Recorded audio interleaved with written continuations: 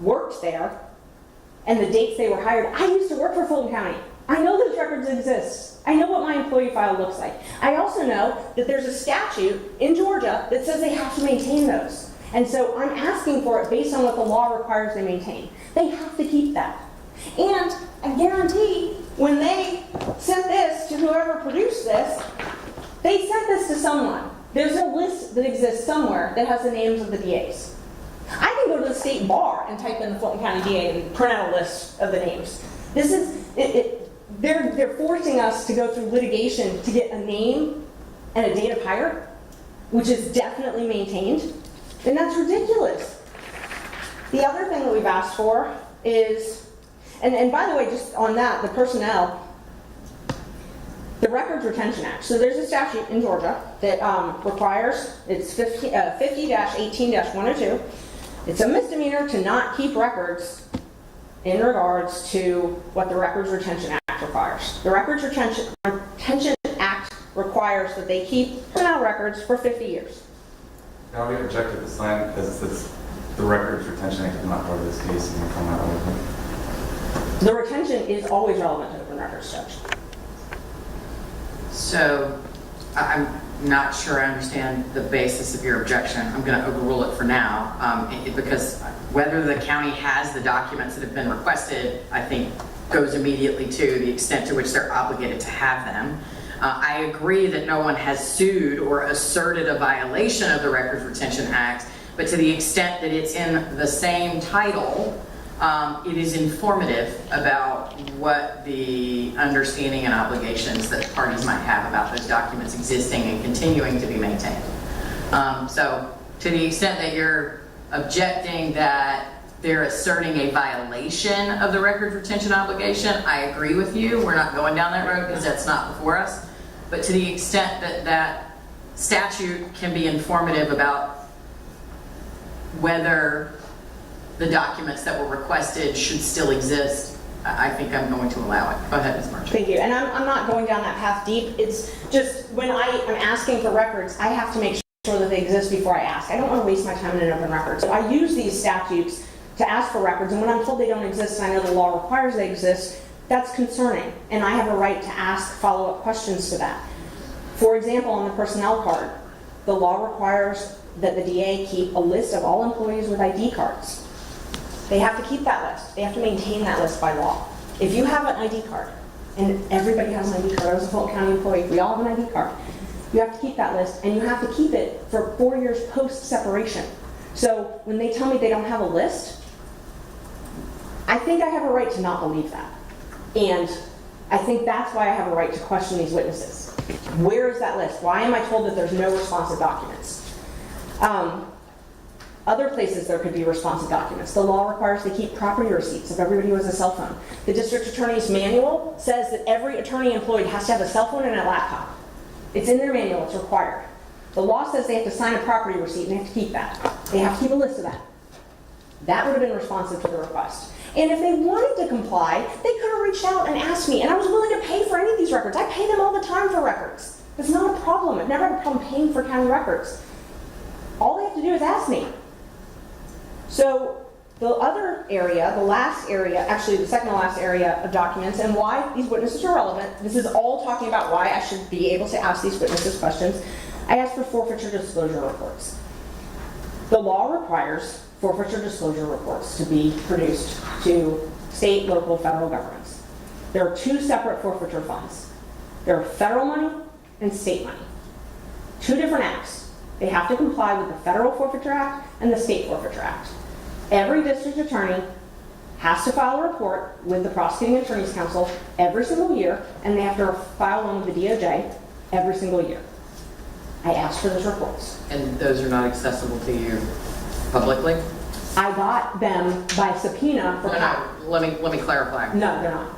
They're not publicly maintainable in a database that's accessible to the public other than by requesting them through FOIA from the DOJ or from whatever entity maintains them for the state through an Open Records Act. Is that? To a certain extent. Okay. Let me clarify that because I want to make sure I'm completely accurate in my answer.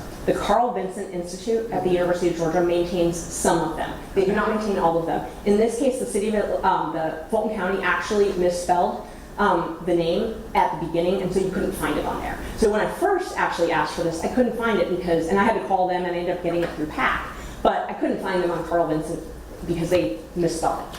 And so it's a search, and it comes up by the county, and it was in the wrong place. So it's not, but they're not all there. Some of them are there, but not all of them are there. So I asked for the documents from Fulton County. The point is, Hang on.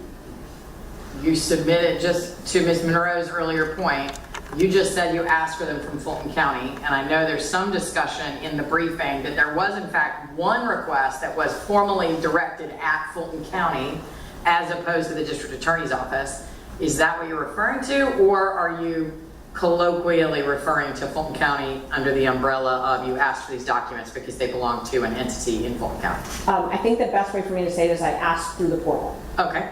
I asked through the open records So you portal. submitted a request through the portal for forfeiture disclosure reports for some period of time related to something. Yes. Okay. And what they do, so it's actually changed. When I first asked for these requests, if you go to the DA's office, the landing page on the DA's office takes you to the portal. So back in January, if you go to the DA's office website, it has an open records link. It takes you to the portal, the county attorney portal. When you go to the portal, you submit your open records, okay? But you can start at the DA's office, but it bounces you to the portal. Then you put it in the portal. You can click down if you know the entity. You can click down, I want it from the district attorney, I want it from the county attorney. I'm over-inclusive because I've learned that I'm regularly told we don't have it, so I make sure to ask anybody who might have it. So I put it through that. 2 weeks ago, that open records link was not there anymore. Now it's back. So I don't know, currently, I don't know why it's been changing, but when I submitted the request in January, I'm making representations based on how it existed then. I clicked on the DA's office open records link, it took me to the county attorney portal. And that's where I requested that. So I requested, on January 16th, I requested the reports and the itemization. The reason I requested the itemization, and I actually put the property, the funds obtained, these reports that are required by law, the statute actually says how you have to report them. And I will tell you, the ones that are on the Carl Vinson Institute, they don't comply with the statute. So they're not complete. So I'm assuming maybe they've got other documents because I'm assuming they're complying with the law. I'm asking for those. I'm asking for those forfeiture documents. I asked in January. Mr. Bond sent me a letter January 26th that said the records are attached. They were not. Only the equitable sharing, which is the federal summary, was attached. None of the state forfeiture documents, none of the ones that the law requires that they itemize were attached. Kept asking, been asking for 10 months for these documents. In the meantime, there's been media statements made by the district attorney's office that it was false and it was an error that any forfeiture funds were paid to any private contractors, Nathan Wade in particular. The forfeiture funds were used to pay Nathan Wade. It's clear from the documents that I got from purchasing and finance. So again, I do not want to go down the road of what it is you believe these documents are relevant to, what use you plan to put them to. The issue before me is the testimony of these witnesses relevant to your public records request? And again, absent having heard anyone assert that an exception applies or that these documents are not public records, then to me the issue is the extent to which you are questioning of any witnesses about their processes and efforts to comply. As long as it is narrowly focused on that issue, I think you've met your burden for relevance to the public record request. Not, because again, what you think they might be useful for or why you want them, my understanding is it's very clear. The reason that a member of the public requests a document has nothing to do with anything. I completely agree, Judge, and the reason that I was pointing that out is because when statements are made about documents that I've been told don't exist, that causes me to think I need to question a witness. If you're telling the news that a document that I've requested and you tell me doesn't exist, you're making statements about them, that leads me to believe that they do exist. So that's why I want to question Mr. DeSantis, because he's made statements about documents that I was told don't exist, that I do believe exist. So Okay. that was it. And I'll move on. The last one, though, is the promotional materials. So if you know, these things, they're paid for somehow. And I was very specific about all of these. If you walk into the DA's office, there's big wall hangings, you know, things like that with, you know, rebranding. There was this whole rebranding campaign. I asked for how that was paid for, like rebranding, payment, requests. I tracked the statute. So the statute, and the reason that that's relevant, tracking the statute, is because I know they're required to maintain these. The law says they're required to maintain these. And so because they're required to maintain this, and it's an open record, and I'm told that they don't exist now, I think I should be able to question the witness as to why they don't exist. If they don't really exist, under oath, the law says that they've got to include all the accounts payable, bank statements, all of this stuff, deposit slips, canceled checks. They have a duty to maintain that for 5 years pursuant to statute. So where are all of those documents? And I was again told they don't exist. They have to exist, or else, I mean, they should exist. I guess maybe they couldn't exist. Maybe they didn't pay for it. Maybe these vendors donated this out of the goodness of their heart, whoever printed this. Maybe the taxpayers didn't pay for it. I don't know. But that's why I need to ask the witnesses. And the last thing I'd point out is to relevancy.